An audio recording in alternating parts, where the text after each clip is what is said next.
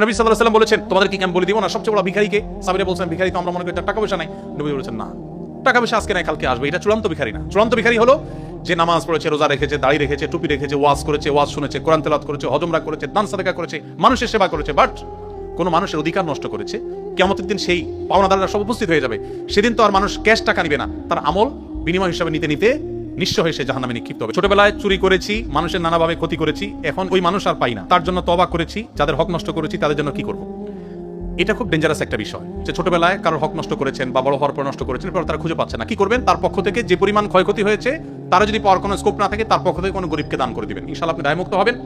তবে যদি কারোর সম্মানহানি করেন, ফিজিক্যালি কাউকে অ্যাটাক করে থাকেন, আপনারা ছাত্র মানুষ, রক্ত গরম থাকে, জেনজি প্রজন্মের মানুষ, রিকশাওয়ালার সাথে চুন থেকে নুন করছে, দিছেন কষায় একটা, মাস্তানি করে বসলেন, বেচারা অপরাধটা ছিল 100 ওজনের, আপনার শাস্তি হয়েছে 200 ওজনের। কিয়ামতের দিন এই লোক দাঁড়ায় যাবে আল্লাহর কাছে, আপনাকে আসামি হিসাবে দাঁড় করানো হবে, আপনার বিচার হবে। দুনিয়াতে এই লোককে আপনি আর হয়তো কোনোদিন খুঁজে পাবেন না, এটা খুব ডেঞ্জারাস। এই জন্য ভাইরা, তারুণ্যের এই চঞ্চলতা যেন আপনাকে অপরাধ, বিশেষ করে মানুষের প্রতি অন্যায় করতে কখনো প্ররোচিত না করে।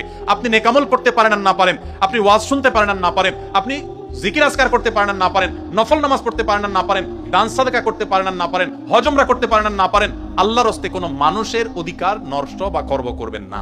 এই চেতনা যদি আপনার ভিতরে ধরে রাখতে পারেন, জান্নাতের পথ ইনশাআল্লাহ সুগম এবং সহজ।